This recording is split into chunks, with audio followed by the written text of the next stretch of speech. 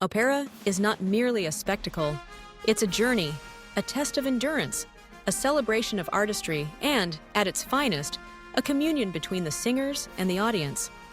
Every listener brings their own story, their own taste, and their own expectations to the theater, whether that theater is gilded and grand or simply the glow of a computer screen at home. For some, the names at the top of the bill are legends, untouchable and larger than life. For others, there's a subtle hierarchy, a distinction between those who have become household names and those whose artistry resonates on a more personal, profound level. To the world at large, Anna Netrebko is often hailed as Russia's reigning diva, a voice that has conquered opera houses from Vienna to New York, an artist whose fame sometimes seems to outshine even the roles she inhabits. Yet fame alone doesn't always guarantee depth, or the kind of effortless refinement that makes a performance memorable long after the final note fades. Sometimes, the greatest treasures are found in voices that, though celebrated, still carry an air of discovery and cosmopolitan grace. Enter Marina Rebeka, a true artist of the world stage, born in Riga, Latvia, a city shaped by a crossroads of cultures and languages. Her artistry is marked by a quiet elegance, a refinement that comes not just from technique, but from a deep understanding of the music, the poetry, and the humanity of every role she embodies. Fluent in Russian, Italian, and more, Rebeka brings to each performance a sense of belonging. Wherever she sings, she is at home, and she makes her audience feel at home as well.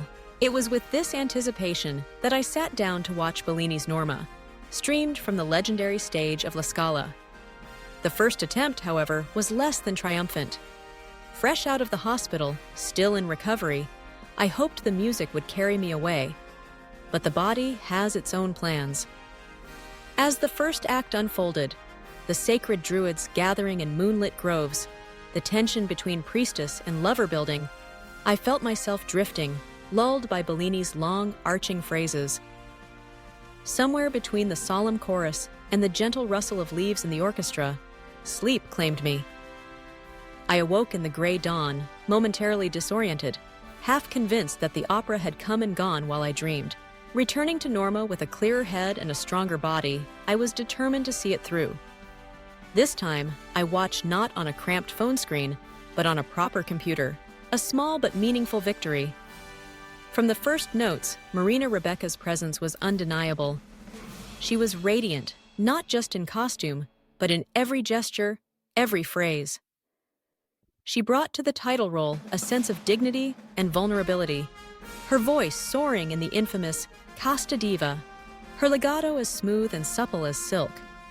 There is a particular challenge to Norma, a role that demands both fire and control, passion and purity. In Rebeka's hands, the character became not just a priestess, but a woman of flesh and blood, torn between duty and desire. Yet, as the story unfolded, a moment of confusion arose. Another soprano appeared on stage, similarly dressed in green, her voice youthful and confident. For a brief, unsettling moment, I wondered if Marina had been replaced mid-performance. But no, this was Vasilisa Berzhanskaya, the talented mezzo-soprano cast as Adalgisa, a role often overshadowed by the title character, but crucial to the drama's emotional core. Berzhanskaya sang with strength and sincerity, her timbre a perfect foil to Rebeka's, the two voices entwining in duets that shimmered with longing and regret. Still, my heart stayed with Marina, drawn to the depth and subtlety of her interpretation. My mother, who is not a professional singer but a lifelong listener, shared my admiration. For her, the music was a tapestry of sound and feeling, even as the Italian text slipped by. Wanting her to experience the story more fully, I translated the arias into Russian as we listened, line by line. A labor of love, a way of bridging worlds. It was a reminder that opera is not an exclusive art, reserved for experts or connoisseurs, but a shared experience, open to anyone willing to listen and feel. This time, I made it to the end. The final act, with its heartbreak and reconciliation, unfolded in all its tragic beauty. Marina Rebeka's Norma stood at the center, her voice steady even as her character's world crumbled. In those closing moments, the music seemed to suspend time. The orchestra hushed, the chorus reverent, the audience, real and virtual alike, holding its breath. Inspired by Rebecca's performance, I could not resist my own modest attempt at Casta Diva. After a dinner of sushi, emboldened by the music lingering in my mind, I sang out. The result, admittedly, was less than divine. My B-flat slipped away, as elusive as a piece of wasabi sliding off a chopstick, a humbling reminder that Bellini, for all his apparent simplicity, demands not just passion, but stamina and precision. Yet there is hope in every imperfect note, and in every effort to reach a little higher. With time and with health, perhaps I'll find the breath, the focus, the poise to do justice to those luminous phrases. Bellini's music is a challenge, yes, but also a reward, offering beauty to those who seek it, whether they stand on the stage or listen from the wings.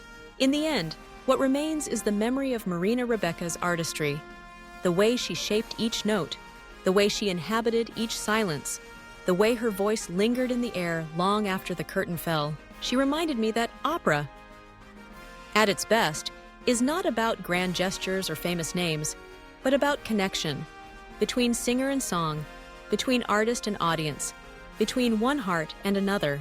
And so, as the echoes of Norma fade and the ordinary world resumes, I carry with me the simple, enduring truth. Beauty, grace, and meaning can be found in the most unexpected moments, if only we pause to listen.